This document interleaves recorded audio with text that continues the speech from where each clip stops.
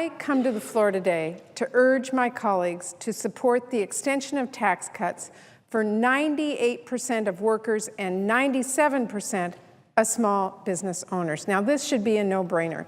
Democrats do not want taxes on our middle-class families to go up, and Republicans claim they want that too, and they also say they want these tax cuts extended. So, Mr. President, this should be easy. When 100 senators agree on a policy, we should be able to pass a bill. But unfortunately, Republicans are not focused on the 98% we agree on. They are preoccupied with the 2% that we don't. And they are prepared to take our country over the edge and into the new year in an effort to prevent millionaires and billionaires from paying a penny more in taxes. Republicans are so opposed to having the wealthiest pay the very same rate they were paying during the Clinton years that if they can't force through more tax cuts for the rich, they would prefer taxes to go up on middle-class families. They want 98% of workers to pay the price if millionaires are asked to pay a penny more. This is unbelievable and a deeply cynical position to take. It doesn't make any sense. Mr. President, we have a fundamental difference of opinion between the two parties about the Bush tax cuts for the wealthiest Americans that have added trillions of dollars to the deficit and debt. I'm not asking Republicans to set aside their values. It's clear they are deeply committed to putting more money into the pockets of the wealthy. All I'm saying is, all Democrats are saying is, we shouldn't let that disagreement on tax cuts for the rich cause taxes to go up for the middle class. We can certainly have a debate about the merits of extending tax cuts for millionaires and billionaires. I'm confident Republicans are ready to stand here on the floor and make their case. I'm prepared to make mine. But I urge our Republican colleagues now to not play political games with the tax cuts that both sides believe should be extended. Because, Mr. President, holding these middle tax cuts hostage is bad policy, it is bad economics, and frankly, it is bad politics. Poll after poll show the American people support ending the tax breaks for the wealthiest Americans. Republicans know they're in an unsustainable political position. They know they can't be seen as holding middle-class tax cuts hostage for more tax cuts for the rich. And last week we saw how they reacted when they got called on that reality, stomping their feet and shaking their fists, trying to muddy the water and change the subject. They do everything but admit it is time for compromise. You know, in fact, just this morning, the Republican senator from Pennsylvania gave a speech about his plan for even deeper tax cuts for the rich, down to just 28% for the wealthiest Americans. It's stunning.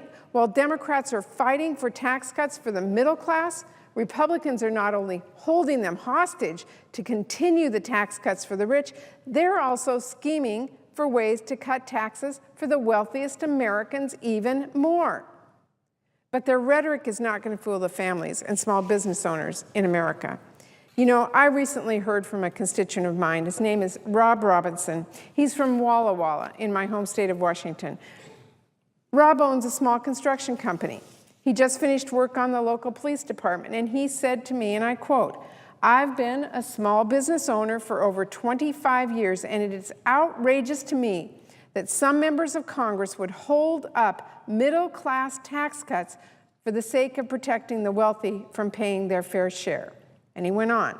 He said, "The fact that they justify cutting taxes for the wealthy by invoking the name of small businesses tells me they are simply out of touch with the economic reality of the majority of small business owners in the country."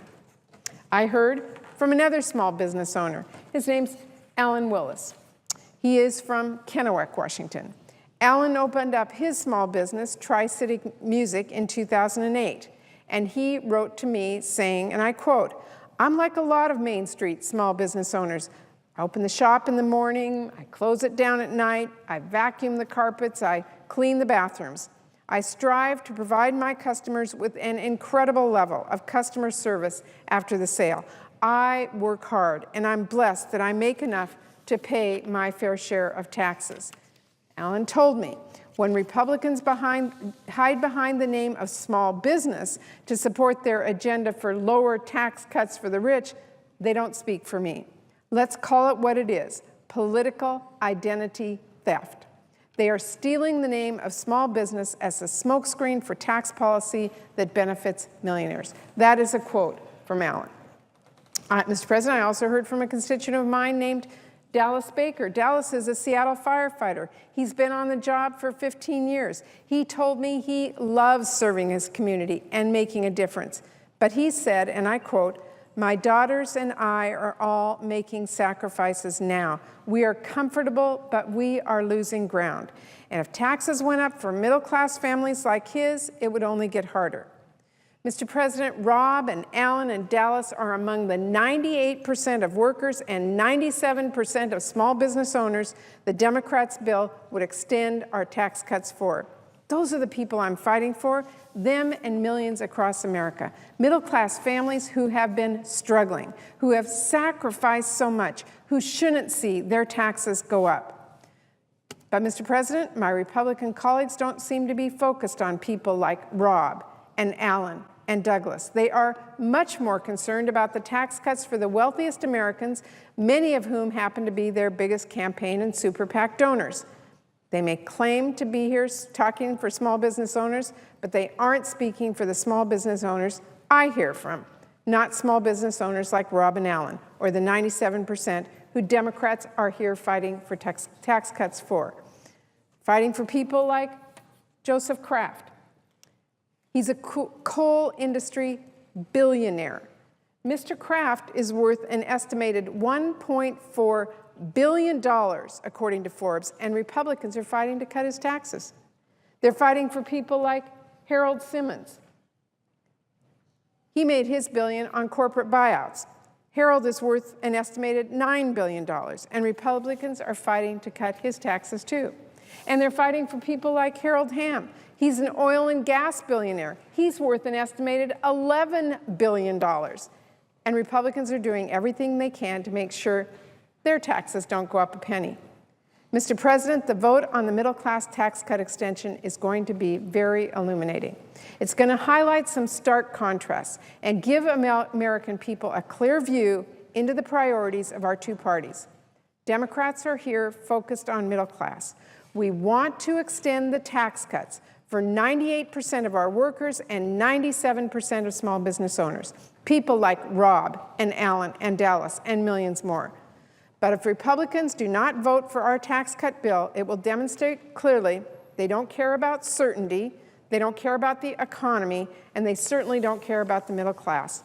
Rather, they care about extending those tax cuts for the rich above all else, and we use every bit of leverage they have to do it, and they're prepared to let taxes go up on every family if they don't get their way. So, Mr. President, I hope they change their tune. They say inaction is not an option. Well, here's their chance to act for 98% of workers and 97% of small business owners. All they have to do is stop playing games and stand with us to pass our bill this week. And if they do, I would be happy to have an honest debate about extending the Bush tax cuts for the rich that they're so passionate about.